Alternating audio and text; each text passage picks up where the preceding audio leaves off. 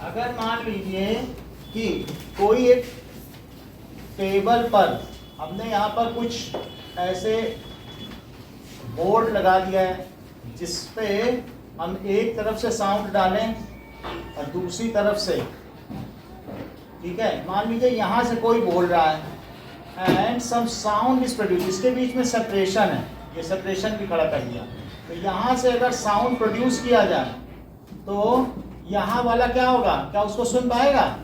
So if somebody speaks or speaker is there producing sound, then at whatever angle sound is falling, that is angle of incidence, उसी angle पर उसका क्या हो जाएगा बताइए? Reflection. So that means sound also follows law of reflection. मान फिर से समझा रहे हैं, पहले आप फिगर देखिए फिर उसके बाद डायग्राम देखेंगे. तो इस फिगर को आप देखिए. सर ये दो क्या रखे हुए हैं? वही इसमें एक इसमें बोला जाएगा और दूसरा उसको रिसीव करेगा. ये देखो, मान लीजिए एक आपको बोलने के लिए और यहाँ कोई कान लगा दे, जैसे मैं बोलूँ और दोनों, इसको मैंने 50 पे रखा है और ये भी किस पे रख दूँ? 50 पे. ये दैट इज रिफ्लेक्टिंग सरफेस है, इसी पे साउंड आएगा और रिफ्लेक्ट होके जाएगा. और ये 0 डिग्री है, बीच में क्या है? तो अगर और कहीं रखोगे तो फिर उसमें आपको हल्का वाइब्रेशन इसी की वजह से, क्योंकि पास है, लेकिन इसी को बहुत बड़ा बनाया जाए. It is only A model, ठीक है कि नहीं? तो अब इसी सिमुलेटर समझो इसको. तो अगर यहाँ पर कुछ मैं बोलता हूँ और उतने ही एंगल पर है तो ये नमन सुन लेंगे. हेलो, जो मैं बोल रहा हूँ क्या तुम्हें वो सुनाई पड़ रहा है? बोल रहे हाँ सुनाई पड़ रहा है. तो सुनाई पड़ गया और कोई नहीं सुनाई पड़ पाया. तो इस तरीके से आप ये देख लीजिए, this is the model for reflection of sound. समझ में आ गई बात कि नहीं? तो चलिए, that means sound follows. Sound एक वेव है, तो ये कहा जा सकता है कि अगर वेव आ रही है तो जिस एंगल पर आएगी क्या उसी एंगल पर वो रिफ्लेक्ट होगी. बात समझ में आ गई कि नहीं? इस तरीके से. So sound wave follow the law of reflection. और ये एंगल कौन सा? ये बताओ कौन सी वेव है? करेक्ट. मैकेनिकल. या ये कौन सी है? ये बताएं. इंसिडेंटल. और ये कौन सी? Reflected wave. तो ये कौन सी वेव हुई बताइए? Incident wave. And this is reflected wave. Incident wave और रिफ्लेक्टेड वेव. और इसमें ये जो एंगल होगा वो कौन सा होगा? Angle of incidence. और ये कौन सा होगा? Angle of reflection. और फार्मूला क्या होगा नोएल? बोलिए Aman. Angle of incidence is equal to angle of reflection. So that means sound wave follow the law of, किसका लॉ फॉलो करती है? रिफ्लेक्शन. जरा फिर से देखिए, sound follows the law of reflection. जैसे कि लाइट का लॉ है, ठीक उसी तरह से साउंड भी उसी को फॉलो करती होगी. साउंड में भी वैसे ही चलता होगा. जरा देखे तो ये देखिए कि मान लीजिए ये है एक ग्लास का पीस और हमने इस पर यहाँ एक लाइट डाली तो क्या उतने पे ही गई है कि नहीं गई? तो इससे क्या पता चल रहा है कि जितने एंगल पर आ रही क्या उतने पे ही जा रही है. तो इसी तरीके से साउंड भी क्या करेगा? लॉ ऑफ रिफ्लेक्शन को फॉलो करेगा. या यहाँ पर भी हम देखें तो मान लो मैंने इस पर डाली लाइट तो क्या होगी? तो उस पे परपेंडिकुलर डालोगे तो फिर वैसे नहीं, तो ये इधर उधर जा रही है. अदरवाइज जितने एंगल पर डाली जाएगी उतने पे ही ये कहीं ना कहीं पर वहाँ पर बन जाएगी. ये आपको मार्क दिख रहा है कि नहीं? तो इसमें दो चीज़ें हैं. क्या क्या चीज़ें हैं कि एक तो this is perpendicular eight the point of incidence और एक है इंसिडेंट रे और एक क्या है? फिर से देखो, मेरा कहने का मतलब है ये तीन चीजें हैं। ये देखिए, ये आई लाइट और ये लाइट गई, और ये बताओ क्या है यहाँ पे? Normal at the point of incidence. ये बताओ, अगर ये लाइट ऐसे आई है, ध्यान दीजिएगा, तो क्या ऐसे जा सकती है? मान लो यहाँ गिरी, हमने बॉल यहाँ फेंकी, तो वहां जाएगी कि यहाँ भी जा सकती है? स्पिन होगी तो उधर चली जाएगी। स्पिन नहीं करना है, यहाँ पर सिर्फ बाउंस बैक होना है। हाँ, तो सीधी तो जाएगी। इसका मतलब है दो लॉ बताओ, लाइट के कौन से दो लॉ हैं? That is incident ray, no ray की बात कर रहा हूं, incident ray, reflected ray and normal at the point of incidence all lies in same plane. और दूसरा लॉ जो अभी अमन ने बताया था, angle of incidence is equals to angle of reflection. इन्हीं दोनों को नोएल रिपीट करो। Angle of incidence is equal to angle of reflection. Incident ray, normal and reflected ray, all three lines. बहुत अच्छा, रिपीट करो। So, angle of incidence is equal to angle of reflection. Incident ray, reflected ray, and normal, all three of them lies at the same plane. सही है। अब इस चीज को लिखो, तो जैसा यहाँ पर है, इन द सिमिलर वे इसके साथ भी हो जाएगा। तो ये क्या है? सो लॉज ऑफ रिफ्लेक्शन क्या हो जाएंगे? That is angle of incidence. इसका फिगर अगले पेज पे बुक में बना हुआ है। Angle of incidence is equal to angle of reflection, that means I is equals to R। और सेकंड बताइए जरा अस्मिता, दूसरा लॉ क्या है?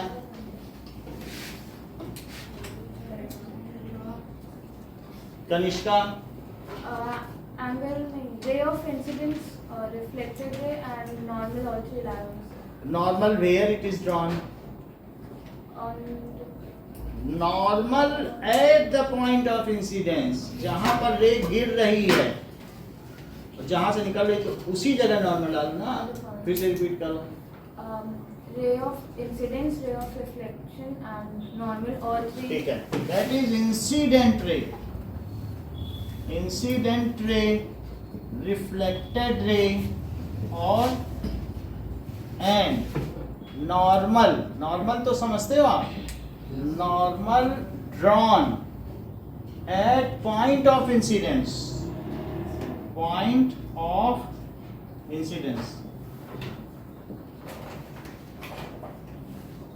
all lie in same plane। ठीक है, ये दो लॉ हो गए। अब देखिए,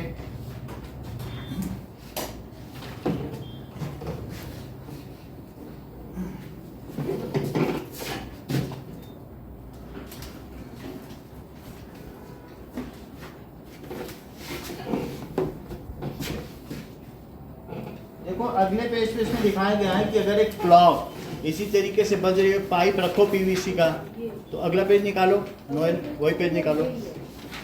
दैट इज इसी पेज में है ना, तो क्लॉक यहाँ से तो यहाँ कान लगाइए तो बोलो उसी तरीके से आवाज आएगी। ठीक है, अब देखो, so what do you mean by sonic boom? और सोनिक, दो चीजों का, सिर्फ यही तुम्हें नहीं बताना है सोनिक बूम क्या है। सोनिक बूम जब होता है तो तुम्हारे खिड़की के शीशे टूट क्यों जाते हैं? 20,000 हर्ट्ज से ज्यादा इसके साथ। तो angle I equals to angle R होगा, I R I equals to R नहीं। अच्छा, इस केस में ऐसा लिखा जाता है तो कोई बात नहीं, आप एंगल लिखना चाहते हैं एंगल लिखो, ठीक है ना। अब हम लोग देखेंगे सोनिक बूम, जो यहाँ पर दिया गया है येलो पैराग्राफ। कोई बात नहीं, हट गया क्या? नहीं को है हट गया।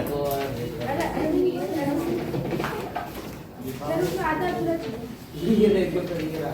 ये जीरो क्या हो गया एको है ना एको है नहीं। What reverberation? ये है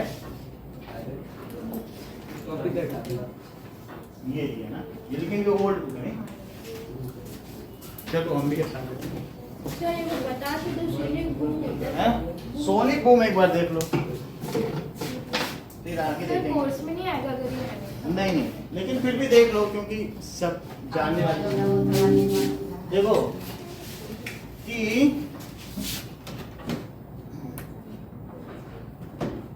सोनिक बूम का मतलब क्या है, तुम्हें ये मालूम है कि 1 मैक की स्पीड क्या होती है अरविंद?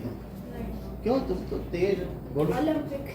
नहीं, 1 मैक क्या होती है? कोई भी एयरक्राफ्ट अगर 343 या 0 डिग्री पे चल रहा है तो 331 से ज्यादा, if any object moves more than the speed of sound, तो उस चीज को क्या कहते हैं? Supersonic aircraft. हाँ। और एक है जो साउंड की स्पीड से चले तो उसको क्यों क्या कहेंगे बताओ? सोनिक। और उससे कम तो हाइपोसोनिक, सोनिक एंड हाइपरसोनिक, जैसे सोल्यूशन में नहीं होता था वैसे, वरना तुम ये भी कह सकते हो हाइपोसोनिक, सोनिक एंड सुपरसोनिक। जनता उसे क्या बोलती है? वो सुपरसोनिक है। समझ आई बात? सुपर वो साउंड है, वो हम फ्रीक्वेंसी, ये फ्रीक्वेंसी नहीं है, ये स्पीड है। मान लो अगर कोई जहाज जा रहा है, फ्रीक्वेंसी से नहीं मतलब है, सिर्फ उसे किस स्पीड से मूव करना है। If it moves more than the speed of sound, बोलो हायर एल्टीट्यूड पे जहाज मूव करेगा तो हायर एल्टीट्यूड पे कितनी टेम्परेचर होगा? क्या 0 डिग्री सेल्सियस? तो 0 डिग्री सेल्सियस पर कितने स्पीड है साउंड की? 331 से अगर तेज वो चल दे तो बताओ उस जहाज को उत्कर्ष क्या कहेंगे? Hypersonic. बहुत अच्छा, सुपरसोनिक बोलो। अभी supersonic. सुपरसोनिक बोलो। बात समझ में आ गई? खिड़की कांच की टूट जाता है। चलो, तो जैसे इन्होंने कहा कि सर ये भी बताइए कि खिड़की का कांच, तो पहले देखो फिर एक्सप्लेन। पहले देखो कि सोनिक बूम देखा तो है ना आप लोगों ने कि नहीं देखा है? नहीं तो देखो एयर शो में नहीं देखा है कभी? चलो, एयरफोर्स में तो होते हैं एयर शो। पता नहीं था ना वो। ओके ओके, अब देख लो, अब फिर देख भी लेना।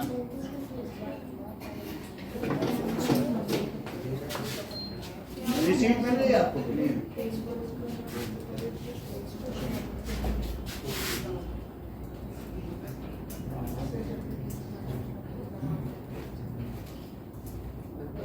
अब देखिए, बात ये करो।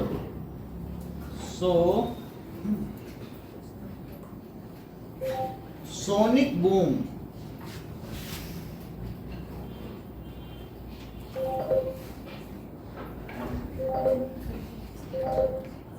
Didn't hear.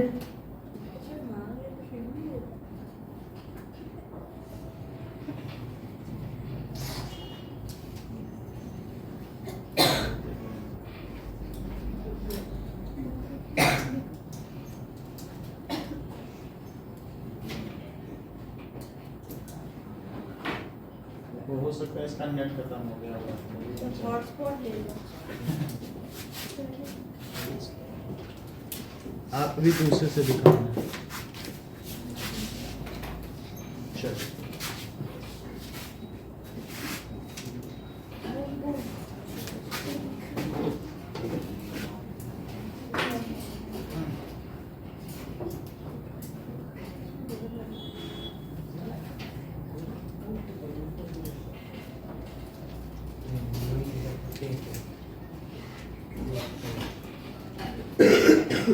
सोनिक बूम,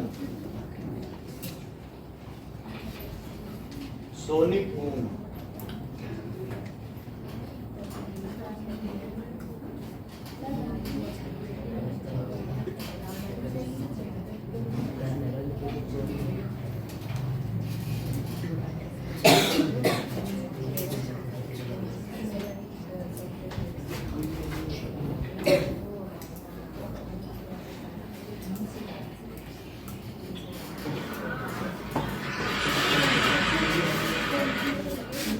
इसमें नहीं आ रहा, हमको तो दिख रहा।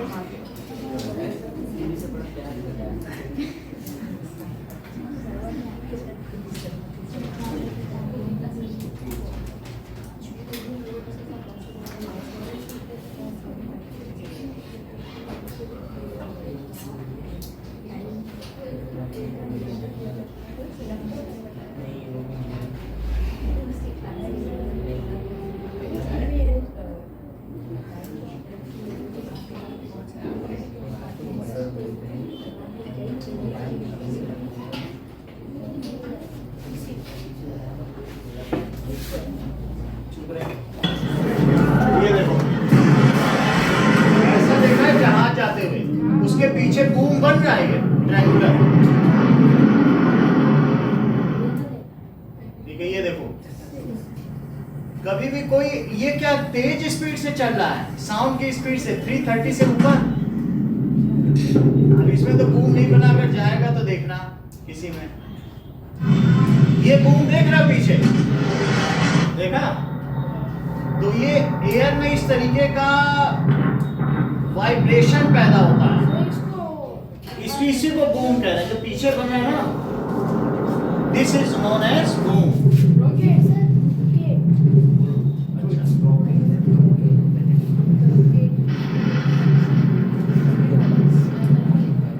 वो सब में वही अच्छा था जो दूसरे नंबर पे था, 14। ये 330 से ऊपर है, लेकिन और सब में नहीं है, उसी में ही अच्छा है। चलो ये बन गया, ये बना। चलो इसके बारे में एक दो लाइन लिख लें तो बस आगे बढ़ जाए, क्योंकि मालूम होना चाहिए ना कि कोई जहाज अगर 3 मैक स्पीड है तो उसका मतलब उसकी कितनी स्पीड है। करेक्ट, अभी उन्होंने बताया ना कि 993, क्योंकि 1 मैक 331 होता है और 3 मैक स्पीड, तो अभी तक 2.46 मैक है अमेरिका के जहाज की स्पीड। समझ में आई बात कि नहीं? 3 मैक तक कोई पहुंचा नहीं है जहाज, लेकिन फिर भी जो अमेरिका का जहाज है वो हाईएस्ट स्पीड वाला है, सुपरसोनिक। इंडिया में 1.3 मैक तक पहुंच चुका है। अब जरा देखो, so what does it mean by sonic boom? तो when a speed of any object exceed the speed of sound, then such objects are called supersonic objects. मान लीजिए ये देखो, ये क्या है? एयरक्राफ्ट, और ये उसका एग्जॉस्ट है, और यहाँ पर ये क्या चीज हो रही है? क्या ये सोनिक बूम है? तो इस तरीके से when speed of normal transport aircraft की तो पहुंच भी नहीं सकती 1 में, लेकिन जो फाइटर है उनकी पहुंच जाती, क्योंकि वहां पर बम्बार्ड करके उन्हें भागना होता है, और नहीं तो वो खुद ही वो हिट हो जाए। That is speed of jet aircraft. Jet, इसके पीछे जो ये जेट प्रोपल्शन है ना, ये जो एग्जॉस्ट निकल रहा है, इसको क्या कहते हैं? जेट। तो फाइटर जेट। तो speed of jet aircraft is more than, किससे ज्यादा हो जाए Naman? Speed of sound. Speed of sound. Then such aircraft is known as aircrafts are called supersonic aircraft.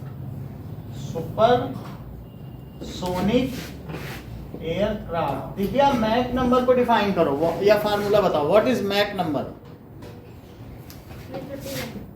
ठीक है, जैसा कि इन्होंने बता दिया, हो सकता है स्कूल में बताया होगा ना, ऐसे इन्हें कैसे पता? That is speed of aircraft upon speed of sound. मान लीजिए अगर मैं ऐसा कहूं कि if speed of aircraft is 993 metre per second, तो कनिष्का उसका मैक नंबर क्या होगा? 3। So if speed of aircraft is 993 metre per second, ठीक है, एट 0 डिग्री सेल्सियस, क्योंकि वो हायर एल्टीट्यूड पे उड़ेगा ना, 3-4 किलोमीटर पर तो ठंडक रहती है, तो वहाँ 0 डिग्री पे। Find its Mach number. It's Mach number, तो मैक नंबर क्या हो जाएगा? जरा देखिए। सो मैक नंबर क्या हो जाएगा? ठीक है, मैक की स्पेलिंग देख लें, वो तो दिखा देंगे। मैक नंबर, मैक में MAC होगा, ये तो एक मिनट मैक MAC,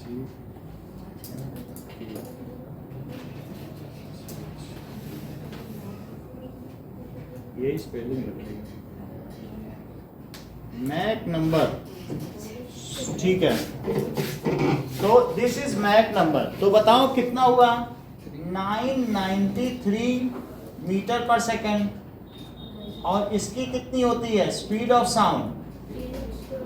क्योंकि 0 डिग्री पर निकली गई है, तो इसका मैक नंबर क्या हुआ? दिव्या, मैक नंबर की यूनिट क्या होगी? करेक्ट, जैसा इन्होंने कहा कि दोनों मीटर सेकंड कट गए, क्योंकि तेज बच्चों से पूछोगे वो सही बताएंगे ही बताएंगे। तो इस तरीके से भाई कोई यूनिट थोड़ी ना होती हो, लेकिन that is metre per second, और मीटर पर सेकंड कट गए तो ये 3 मैक स्पीड हो गई। समझ में आ गया? सो द मैक्सिमम स्पीड अभी तक 3 मैक नहीं पहुंची। ओके, अब जरा देखो, those which moves with speed of sound are known as sonic. बोला करो, दूसरों को नहीं, तुम्हारा चांस है, दूसरे ले जा रहे हैं, बोलो। ठीक है, those which moves speed lesser than sound. ये सब ये लोग बता दे रहे हैं, ये बॉयज को तुम आगे जाने दे रहे। बोलो क्या बोलना चाहिए, समझ में आई बात कि नहीं? सोनिक ऑब्जेक्ट्स का क्या मतलब है? दोज ऑब्जेक्ट्स which move, ठीक है, with speed of sound are called sonic objects। आगे देखिए, सो दे जनरेट, वो अपने पीछे क्या जनरेट करेंगे अगर सुपरसोनिक एयरक्राफ्ट है? दे जनरेट शॉक वेव्स, अपने पीछे एक वैक्यूम क्रिएट कर देंगे, और उस वैक्यूम को भरने के लिए पीछे से बहुत सारी चीजें उसको भरने के लिए आएंगी, तो उसको कहते हैं शॉक वेव। तुमको मालूम है कि जब बम्बार्ड होता है तो क्या होता होगा? जैसे बम ब्लास्ट हुआ, तो बम ब्लास्ट होने के बाद उसके सब चिथड़े उड़ जाते हैं, और उसके पीछे वो एक वैक्यूम छोड़ जाता है, वहाँ कुछ नहीं रहता, वहाँ की वो ब्लास्ट करता कुछ नहीं है। उस चीज को भरने के लिए चारों तरफ से हवा वहां आती है, और जो हवा आती है ना उसके वाइब्रेशंस 10,000 हर्ट्ज के होते हैं, वो बिल्डिंग को नीचे से उड़ा देती है। वापस की जो डेंजरस शॉक वेव है ना, इट इज मोर डेंजरस।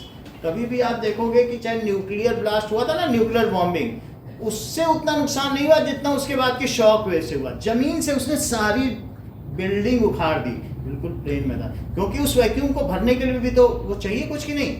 बात समझ में आ गई कि नहीं? सो क्या लिखेंगे बताइए कि सुपरसोनिक एयरक्राफ्ट क्या करेंगे? लीव बिहाइंड शॉक वेव्स, अपने पीछे क्या कर देंगे? वो जो वैक्यूम क्रिएट हुआ, ठीक है।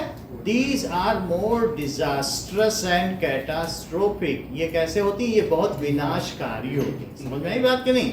सो due to this at many times when fighter aircraft moves at low height, तो क्या होता होगा?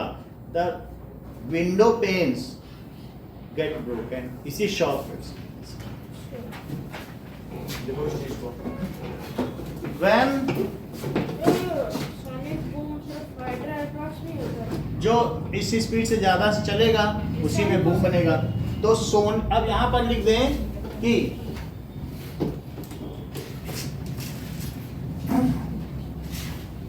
Supersonic aircraft generate shock waves. Supersonic aircraft generate shock waves, ये शॉक वेव्स जनरेट करते हैं, ठीक है। और इसकी वजह से क्या होगा? which contains lot of energy and lot of sound, which contains lot of energy and इसकी लाउडनेस इतनी ज्यादा होगी कि ये 180 डेसिबल तक को भी एक्सीड कर जाए कई बार, एंड लाउड, वेरी लाउड, तो बहुत लाउड भी होंगी, ठीक है। अच्छा, अब ये जो इसको क्या कहते हैं? That is very sharp and loud sounds are known as sonic boom. Very loud, जो थोड़ी देर के लिए आए, and sharp sound is called sonic boom. तो इससे क्या हो गया? देखो उसमें लिखा हुआ है पुरानी बुक में जिसके पास है। So it is sufficient to shatter glass and damage building. अगर फाइटर जहाज हो जाए, यहाँ कुछ दिन पहले एयर शो हुआ था तो तुमको मालूम है कि इनकी भी दुकान सरदार जी की सब लोगों ने 4-4 हज़ार रुपये लिए थे एयरफोर्स से, क्योंकि इनके सबके बोर्ड गिर गए थे। तो फिर एयरफोर्स, हाँ, तो उस हमारे सामने की बात थी। तो ये 2016 की बात थी, यहाँ एयर शो हो रहा था, प्रेसिडेंट का विजिट था, तो सब नीचे नीचे जहाज जा रहे थे, तो यहाँ बहुत लोगों की बिल्डिंग का पेन टूट गया। तो फिर एयरफोर्स वाले आए थे, हाँ भाई किसका किसका कितना नुकसान है, तो देखो। सो इट इज सफिशिएंट, किसके लिए सफिशिएंट है?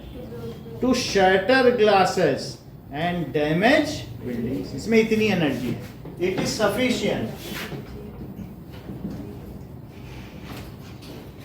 To shatter glasses. Sir very loud के बाद आपने क्या लिखा है? Loud and very loud and sharp sound. It is sufficient to shatter glasses and damage building. तुम बहुत तेज और नॉइज, लेकिन तुम इधर उधर अपना दिमाग लगाती हो। अगर तुम सही तरीके से करो तुम इन दोनों को बीट कर सकते हो। वो चीज़ तुम में कब मोटिवेशन जागे? हम तो पूरे साल इंतजार करके थक गए। शुरू में तुम बहुत अच्छा बताती थी, बहुत अच्छा करती भी थी।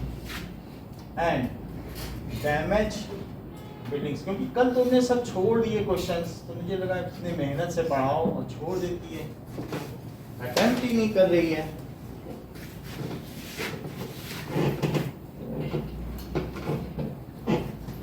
इसीलिए हमने इसकी कॉपी में लिखा है कि तुम हट जाओ नोएल के बगल से। देखो लिखा है कि कम से कम वो सही तो हो। अब आगे देखो। सो इस तरीके सोनिक बूम तुमको समझ में आ गया कि जो it is a shock wave, जो बहुत लाउड है और इसमें बहुत एनर्जी हो, ठीक है। अब आगे का देखिए, what do you mean by echo? तुम गूंज से क्या समझते हो और अनुगूंज से क्या समझते हो? तो what is echo and reverberation, दोनों अलग अलग समझो। एको का मतलब जैसे तुम किसी पहाड़ पे चले जाओ और वहां पर चारों तरफ पहाड़ हो और वहां पर तुम बुलाओ मीना कोयल, उसका मतलब वो चीज बार बार आएगी, उस चीज को क्या कहते हैं? एको। और अगर तुम एक हैंगर में चले जाओ, वहां कुछ बोलोगे कुछ नहीं सुनाई पड़ेगा, क्योंकि जो बोल रहे हो वो काफी देर तक रहेगा। कभी नए कमरे में गए हो, नई बिल्डिंग में रहने के लिए, वहां कोई सुना नहीं, वहां कुछ बोलो तो ऐसा लगता है कि ये आपस में ही क्लियर नहीं सुनाई पड़ रहा, क्योंकि उससे क्या होगा, वो आवाज until it decays, it persists, वो उसी कमरे में रहेगी and it diffuses the clarity of sound। तो इस वजह से रिवर्बरेशन अच्छा नहीं माना जाता। समझ में आई बात कि नहीं? अब जरा देखो कि हाँ? अब एको में तो तुमने जो बोला वो थोड़ी देर बाद तुम्हें सुनाई पड़ेगी, जैसे मीना मीना मीना मीना, ठीक है, ऐसे बोलो। और कभी ऐसे कहो मीना कोयल कोयल, लगा हमने तो मीना बोला, तो फिर आदमी डर जाएगा। अब जरा देखिए, सो एको एंड रिवर्बरेशन देखिए।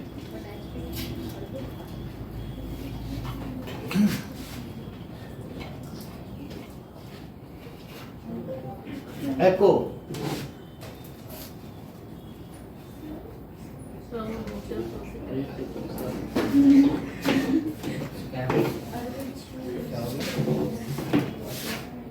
अब देखिए,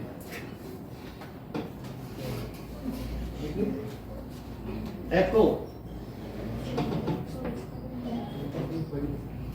एको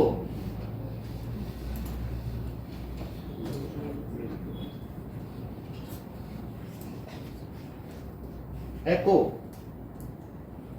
चल। सो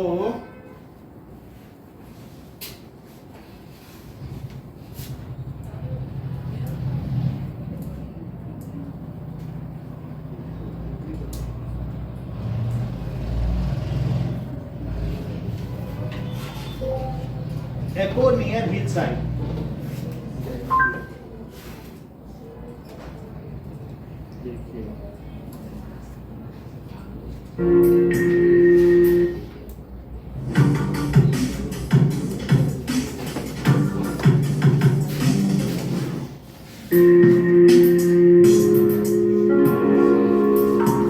क्योंकि पहाड़ियों में क्या होगा, और ये धनौल्टी की ये है असली खूबसूरती। देखिए कितना प्यारा वैली व्यू फॉग से ढका हुआ। बहुत अच्छी बात ये आपका स्वाति और गाना था कि आप पर यहाँ पर भी बहुत आपको मिलते रहे। ग्रुप आए हैं डिटेल्स के बारे में। Thank you.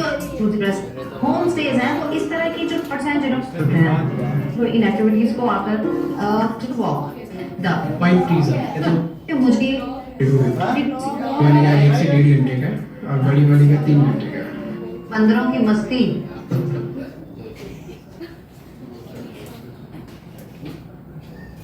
Echo near hillside.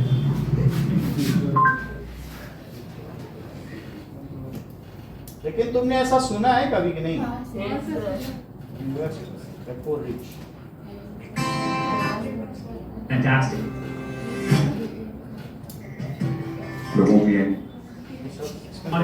लेकिन कभी ठीक है।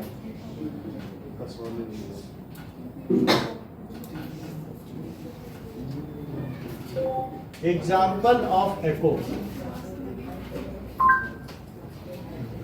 ये देखो, ये मुझे लग रहा है सुनाएगा। Hello Shout.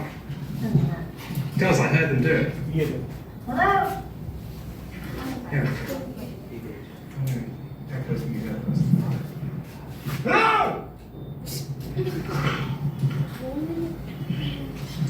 है कि नहीं? अब कोई बात नहीं, अभी एक नई मूवी आई है, उसमें वो माँ ऊपर रहती है और बच्चे नीचे हैं पहाड़ी में, तो बोले कि खाना क्या बना है, खाना क्या बना है, फुकरे थी। हाँ, तो वो जो नीचे बैठा हुआ है तो उसने कहा भिंडी। तो ऐसे वो बोलते तो भिंडी भिंडी भिंडी, भरवा भिंडी की खाली। ये है ना एक पिक्चर तुमने देखी ना, यही है बस। वो ऊपर से बोले कि बहुत नीचे उनके बच्चे काम कर रहे हैं, तो माँ बोलेगी तो बच्चों के वहां संवाद हो रहा है, it is due to echo only. अब देखिए ये तो एको हो गई। अभी जैसे आपने देखा कि नहीं, इसमें भी थोड़ा बोल रहा था, देखो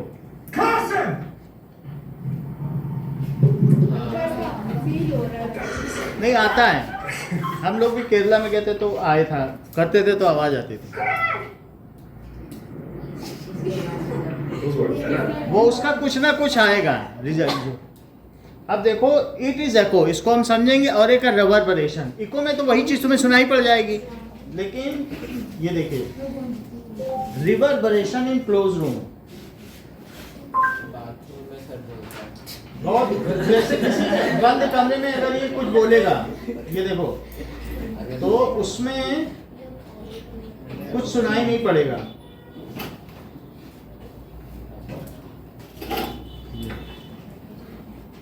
ये भी देख लो।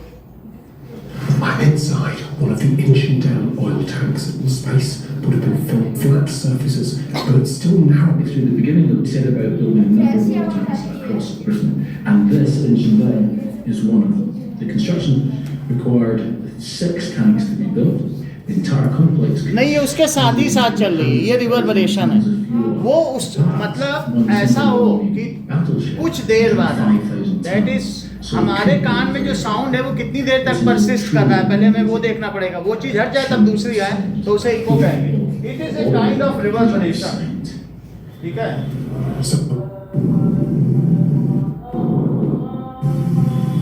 ये देखिए, so let us see reverberation in close room. Is anyone there? ये इसमें एको थी, जैसे ये बाद में आई देर देर देर, तो ये ठीक हो। अब ये देखो इसमें हो,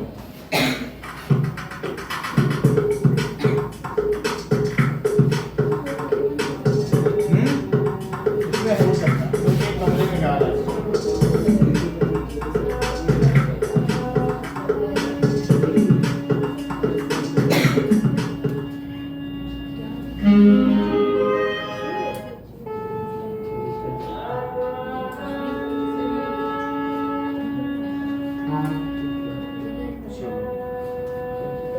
When we shout in close room, Keep screaming as loud as I can.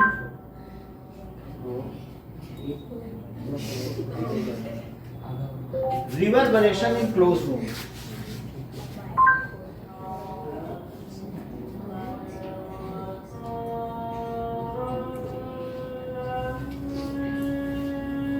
Reverberation chamber, ये देखिए।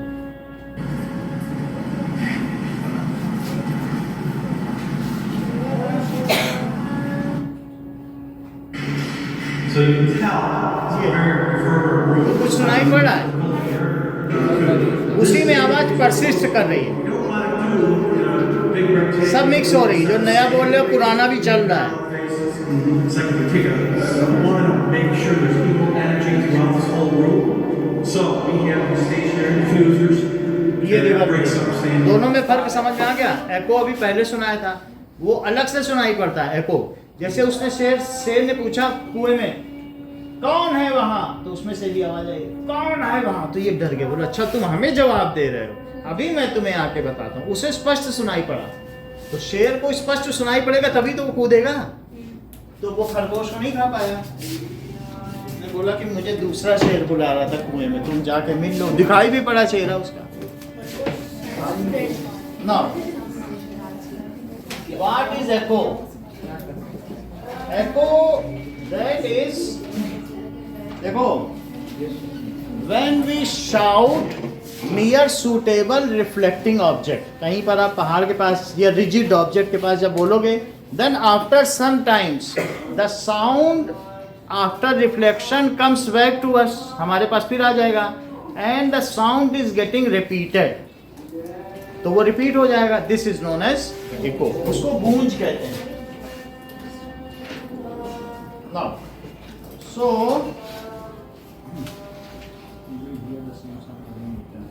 सो when we shout near hill या कहीं पर और भी हो, ठीक है, और then after some time we listen the same sound again,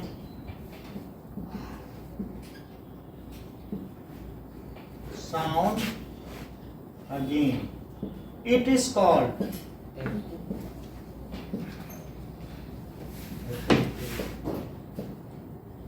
अब जरा देखिए कि तुमको मालूम है कि जब तुम वीडियो देखते हो या मूवी देखने जाते हो तो एक चित्र हटता है तब दूसरा चित्र आता है, वहां चित्र चलते हैं। वीडियो करके कुछ नहीं है, बहुत सारी फोटोस एक साथ मूव कर रही है, रील है, तो कितनी देर में दूसरी रील आती है? 0.01। करेक्ट, जैसा इन्होंने बता दिया कि 1/16 सेकंड, क्योंकि परसिस्टेंस ऑफ लाइट क्या है? 1/16 सेकंड। वो जो पिछला चित्र, तुम अभी इस ट्यूबलाइट को देखो, आंख बंद करो, तुम्हें दोनों ट्यूबलाइट थोड़ी देर के लिए दिखाई देंगी, वो कितनी देर तक दिखाई दी? 1/16 second. So how much duration of time the light persists in your eyes? उसकी एनर्जी कब तक, उसके फोटोन तुम्हारी आंखों को कब तक प्रभावित करते रहेंगे? 1/16। तो क्या तुम मुझे ये बता सकती हो कि sound persist in ours for in our ear for how much duration? 1/10। So persistence of sound is 1/10 second and persistence of light is 1/16। बोलो किसका ड्यूरेशन ज्यादा है, कौन ज्यादा देर परसिस्ट कर रहा है, साउंड की लाइट? ये तो लाइट उल्टा बोलेंगी, ठीक है।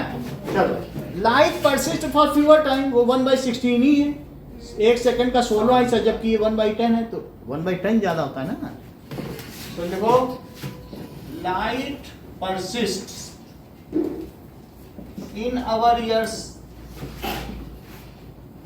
for 1/16 second, जबकि sound persist in our ear for 1/10 second. So you can hear the echo if it reflects। इस सेंटेंस को पूरा करो। If it reflect and at least 0.1 उतनी देर बाद है, उससे पहले आ जाएगा तब तुम नहीं सुन पाओगे, क्योंकि पिछला साउंड जाए तभी तो नया है।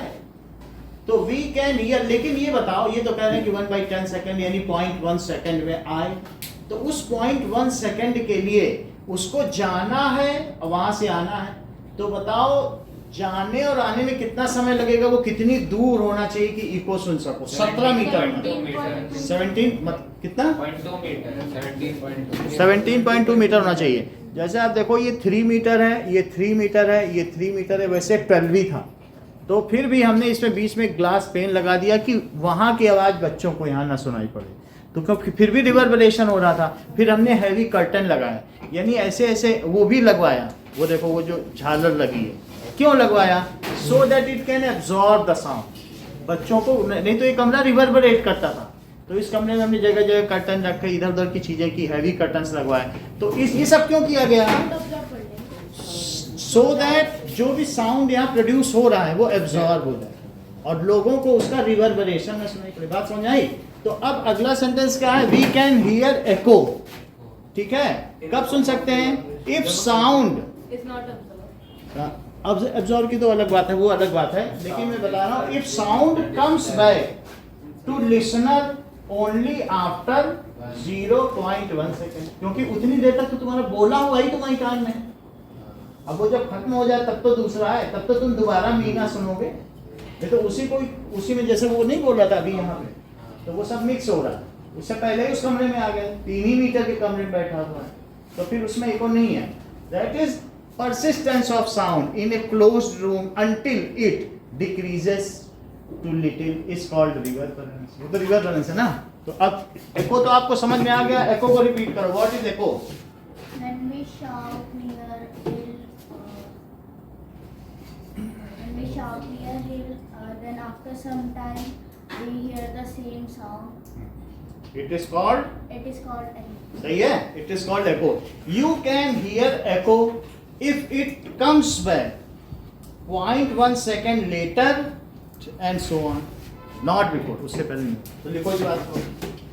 So that is जो हमने बोला उसका सेंसेशन हमारे ब्रेन में कितनी देर तक रहता है? 1/10 सेकेंड। लिखा है कॉपी में बुक में कि सेंसेशन इतनी देर तक रहता है। तो so we can hear echo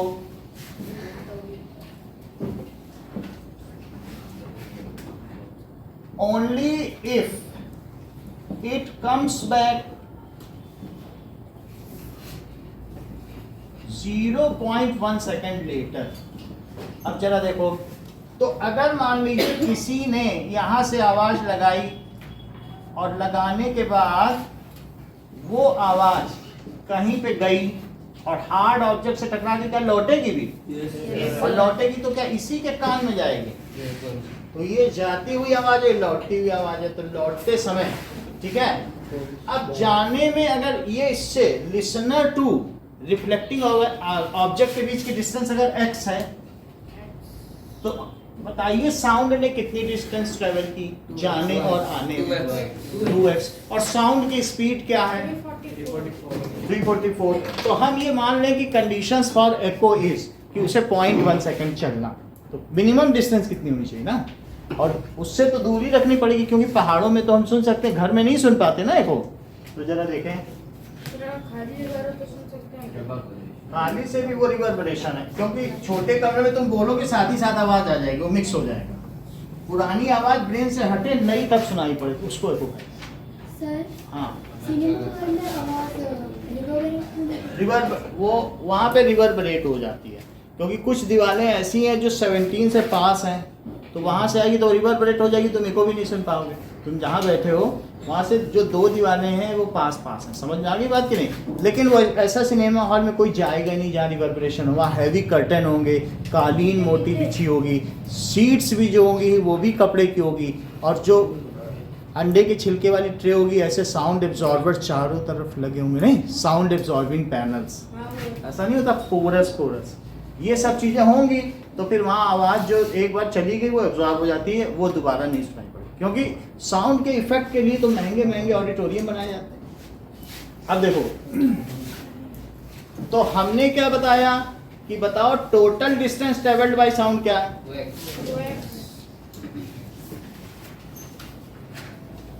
late distance between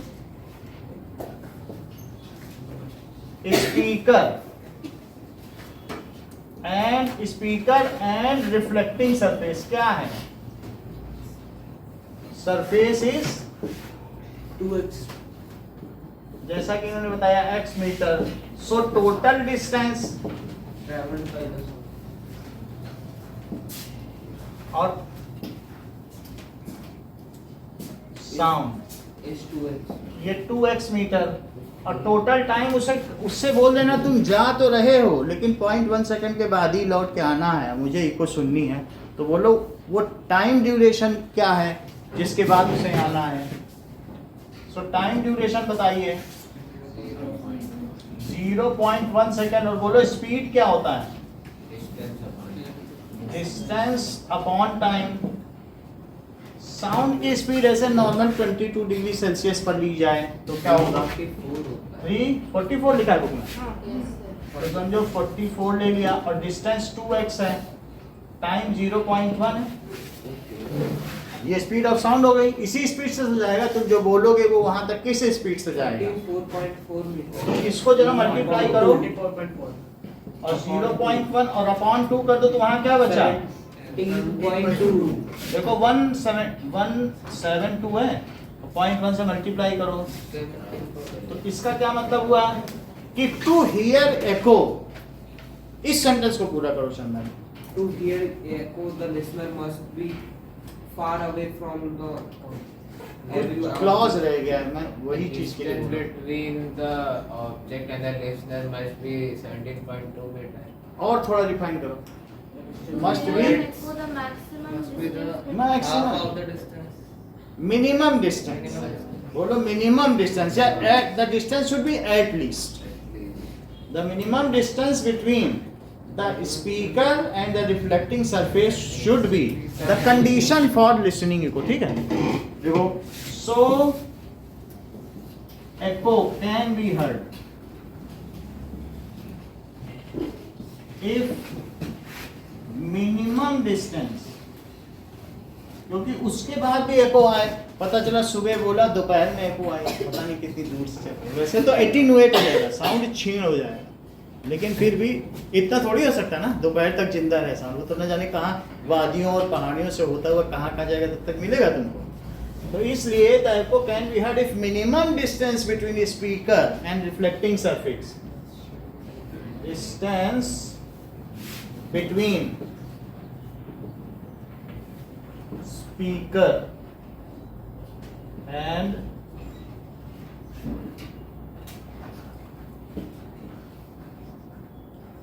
surface is 17.2 metre.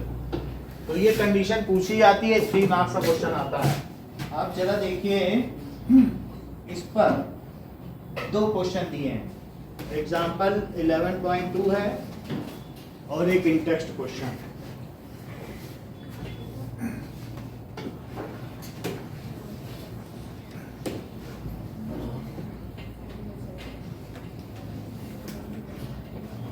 Now example 11.2 देखिए, a person clapped his hands near a cliff and heard the echo after 5 seconds. So what is the distance of cliff from the person? ऐसा होना चाहिए ना, ये सही कह रहा है। ये देखो ये क्लिफ है और ये दूसरा माउंटेन है, तो यहाँ से एक पर्सन ने बोला तो बीच में एयर है ना, और नहीं तो अगर तुम बोलोगे तो साउंड तुम सोचो कि नहीं हम तो जमीन में ही बोल देंगे, तो साउंड पे तुम अगर यहाँ जमीन में बोलोगे ना तो इससे जो तुम्हारी वेवलेंथ निकलेगी वो जमीन ये सरफेस से होके जाएगी, और सरफेस से होके जाने पर इसकी बहुत सारी एनर्जी क्या हो जाएगी, आधा तो साउंड ही कर हो जाएगा। और पता चला तुम करो सामने बिल्डिंग है हमें सुनाई पड़े, तो ऐसे नहीं सुनाई पड़ती है। जब ऐसी कंडीशन हो कि बीच में पहाड़ी के बीच में कोई क्लिफ हो और बीच में खाई हो, तो ऐसी स्थिति में now you can listen the sound, ठीक है कि नहीं। वैली के आसपास बोलोगे तब तुम्हारी आवाज हवा से होती हुई जाएगी, और तुम सोचोगे हम सरफेस पे ही खड़े हो, तुमको क्लिफ के कॉर्नर पे जाना पड़ेगा कि तुम्हारी वेव पूरी बने, तभी तुम सुन पाओगे। और तुम सोचोगे कि नहीं ऐसे नीचे आधी कटने दो, तो फिर वो एटीन्यूएट हो जाएगी और कुछ भी तुम नहीं सुन सकते। समझ में आई बात कि नहीं। तो ये वर्ड क्यों वहां बोला गया है, क्योंकि that person is standing near Cliff, तो क्लिफ के पास है ना, उसकी कोई वेव कट तो नहीं रही ना, तो वेव की एम्पलीट्यूड ही बहुत ज्यादा होते जमीनी में कट जाएगी, तुम क्या सुन पाओगे, नहीं। उसको वापस भी आना ना उतनी दूर चल के। अब जरा देखो ये पहाड़ी है, दिस इज माउंटेन, तो इस माउंट से उसके पास आ गई। अब जरा देखें क्या डिटेल दिए गए हैं। 5 सेकंड के बाद उसने एको सुनी, तो क्या तुम ये बता सकते हो सिर्फ कितनी देर बाद एको सुनी, क्या इसके अलावा बता सकते हो कि तुमसे वो माउंटेन कितनी दूरी पर है, ठीक है। और cleft is and near A Cliff, वास्तव में ये भी क्लिफ ही है। क्लिफ का मतलब है जो sharp ending of the mountain is called as cliff. बोलो बात समझ में आई? Sharp ending of the mountain, जो कटिंग, जो कट जाए जहाँ से मिट्टी का वो जो हो जाए, दैट इज एक तरीके का ड्रेंच है, वो बन जाए, तो ये क्लिफ है। अब जरा देखो, सो टाइम टेकन कितना है? 5 सेकेंड है। स्पीड ऑफ साउंड क्या है? 346 लिखा है। टाइम कितना है? 2 सेकेंड लिखा है। 5 सेकेंड लिखा है। कौन सा दिखाओ, 2 वाली बुक दिखाओ।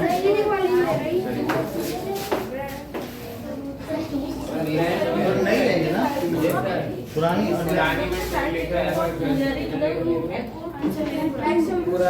टू है ना, तो 2 लिख लो। मान लो कोई बात नहीं, उससे क्या फर्क पड़ता है, 2 ले लो। अच्छा ये बताओ, speed of sound is equals to total distance upon time taken. अब यहां लिख दीजिए, let distance between person and cliff, cliff का मतलब चोटी, इज x मीटर। तो total distance travelled by sound क्या हो जाएगी?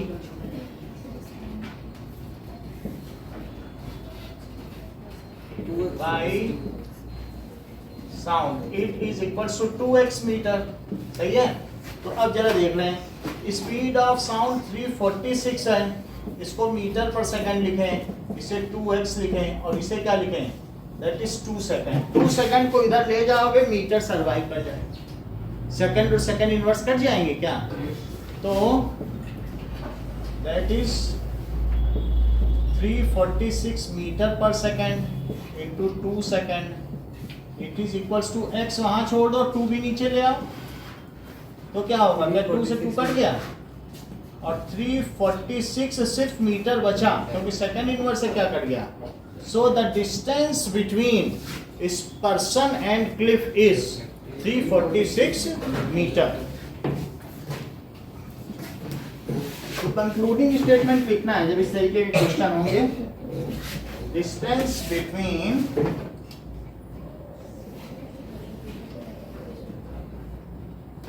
person and cliff is 346 metre. अब देखो, इन टेक्स्ट क्वेश्चन 1 करें।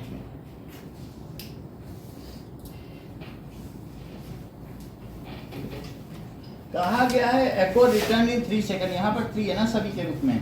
What is the distance of reflecting surface from the source? इस दो सेंटेंस को तो आपको हमेशा लिखना ही है।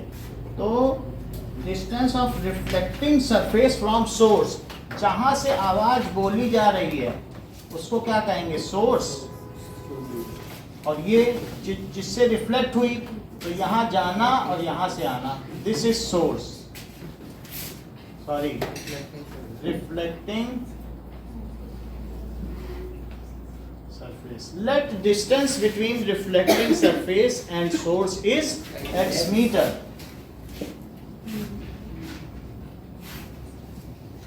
Between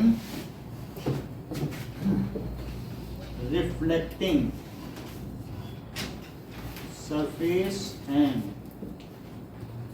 source is x meter.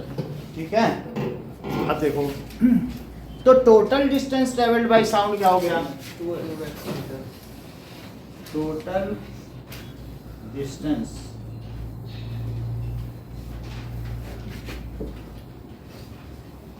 is equals to 2x meter. Now time taken is 3 seconds. तो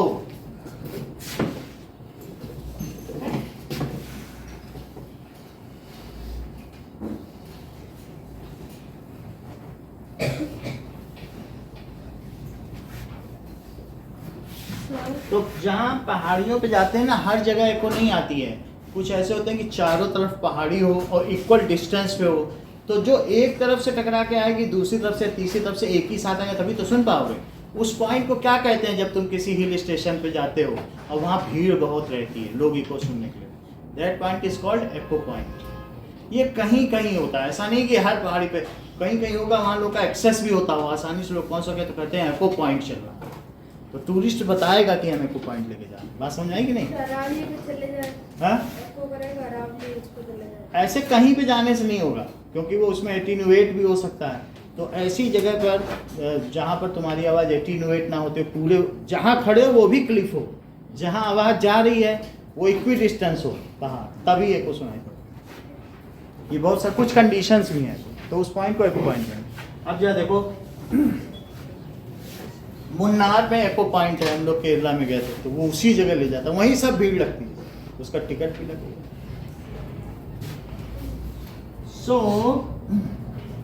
टाइम टेकन क्या है? It is equals to 3 second. So speed is equals to distance upon time. This is how much is the speed? 342 metre per second. Distance is 2x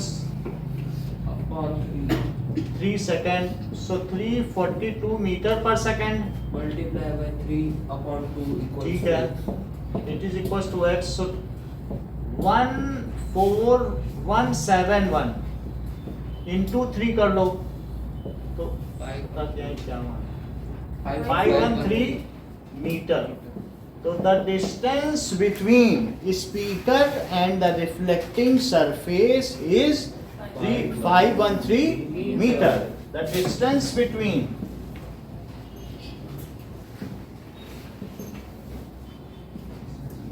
reflecting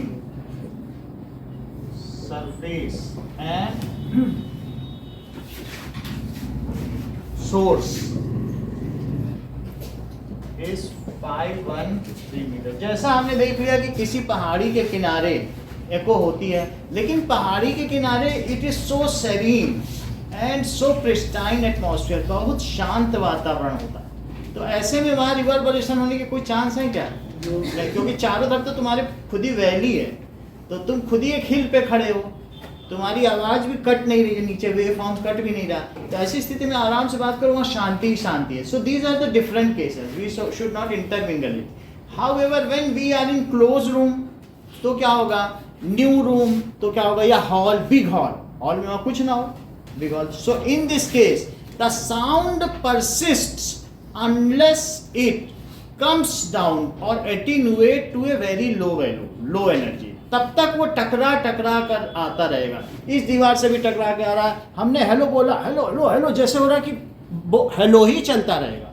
अब अगला हम बोल ही ना पाए, रुक जाए, हेलो खत्म हो तो आगे बोले, ये चीज होती है। दैट मीन्स उधर से दूसरा हेलो देर से आ रहा है, इधर से तेज आ रहा है, यहाँ से अलग से आ रहा है, तो हेलो ही हेलो हो जाएगा उसका, डर जाए लोग। अगर ऐसे भी रूम होते हैं, रिवर्बरेशन रूम में लोग डर भी जाते हैं। सो दैट इज, कई बार हैंगर में पार्टी होती है तो आप लोग रिवर्बरेशन फील करते हो, ऐसा होता है कि नहीं? हम तो बहुत बार एंकर रहे हैं एयरफोर्स की पार्टी में, तो रिवर्बरेशन ही सबसे बड़ी समस्या होती है। तो अब जरा देखिए, व्हाट इज रिवर्बरेशन? अनुगूंज से आप क्या समझते हो?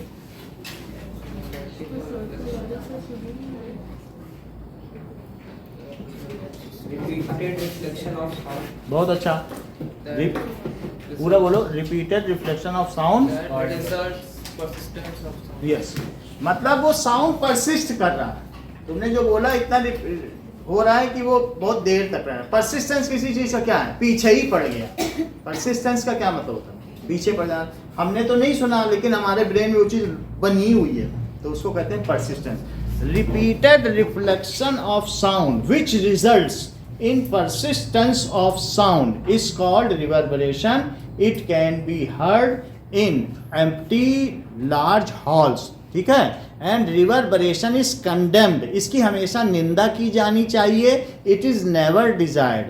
To minimize reverberation, heavy curtains, mattress, thick mattress, even the clothed chair and the big wall paintings and designs are to be hanged so that it can be minimized, and also sound absorbing panels, never to forget. अब Amazon पे चले जाओ तो sound के foam के panel मिलेंगे, तो जहाँ पर ये लोग जो यूट्यूबर है ना अपने घर में, ये साउंड एब्जॉर्बिंग पैनल लगा के बैठते हैं, जिससे कि बाहर की आवाज़ अगर अंदर आ भी जाए तो वो बिल्कुल शांत हो जाए। ऐसे नहीं होते हैं जो न्यूज़ रीडर छोटे छोटे आजकल कैरियर के तौर पे अपना रहे हैं। सो ये लिखो, रिपीटेड रिफ्लेक्शन ऑफ साउंड,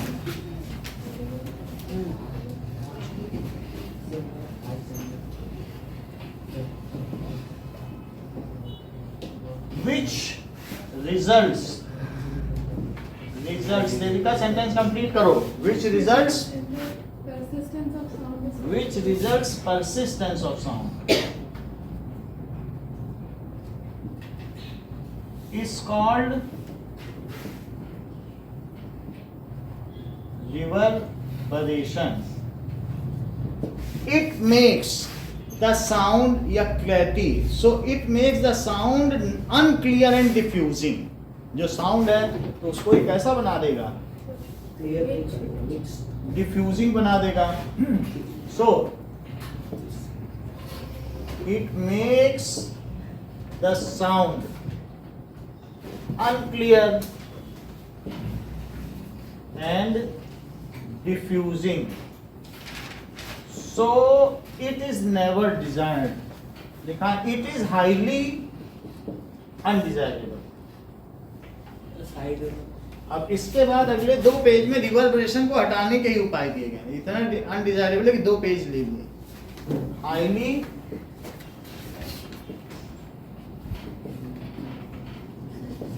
ठीक है। Now in big halls we can feel reverberation. कई बार ऐसा होता है ना बड़े हॉल में, तो बहुत देर तक रहेगा। एम्प्टी रूम्स में भी आप इसे फील कर सकते हो। So in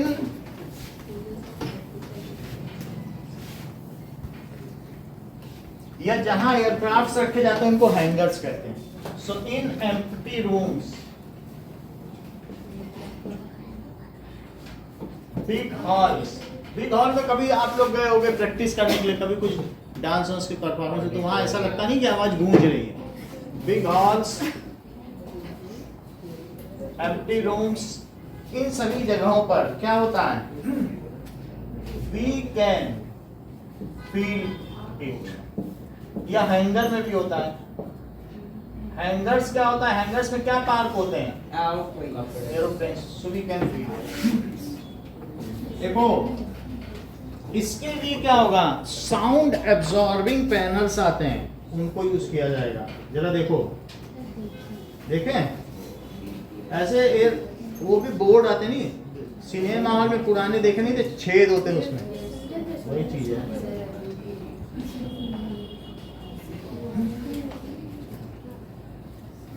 A best auditorium with science of acoustics। देखो साइंस ऑफ एकॉस्टिक्स, ध्वनि को कैसे मैनेज किया जाए उसको ध्यान में रखते हुए कितने करोड़ों का है।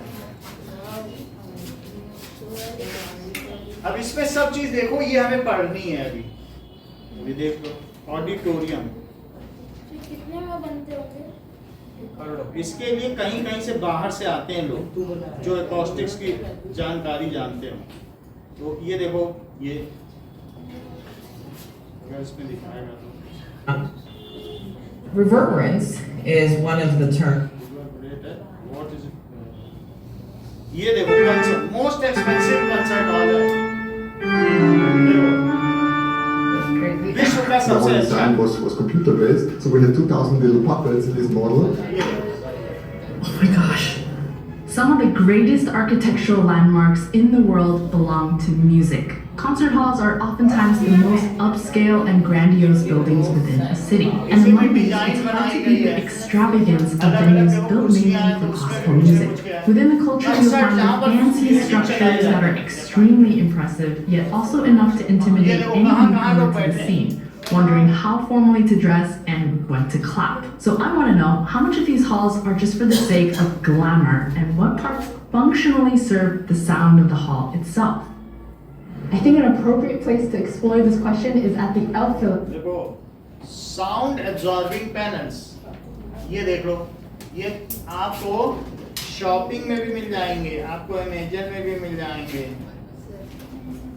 अमेजॉन, ये देखो इस तरीके से सॉफ्ट पैनल्स हैं, इस तरीके से मिल जाएंगे।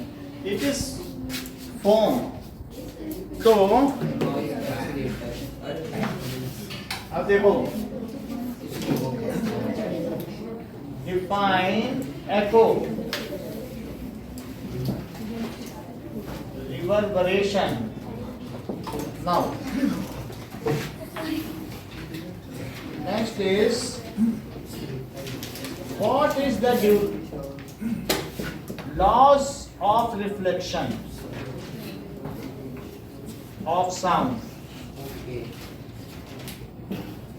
Second is calculate the distance, minimum distance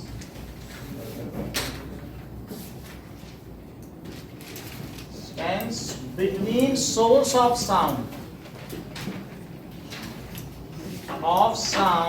and reflecting surface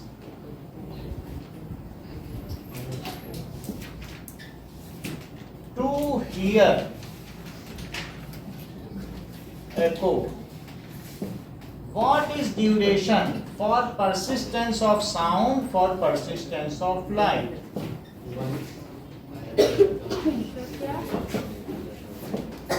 Persist, कोई भी मतलब ध्वनि की छाप हमारे मस्तिष्क में कितनी देर तक अंकित रहती है, और प्रकाश की छाप हमारे दिमाग में।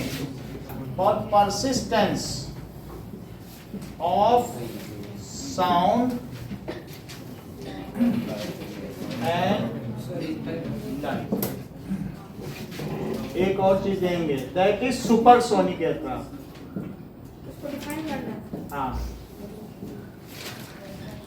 ये हमें जानना चाहिए।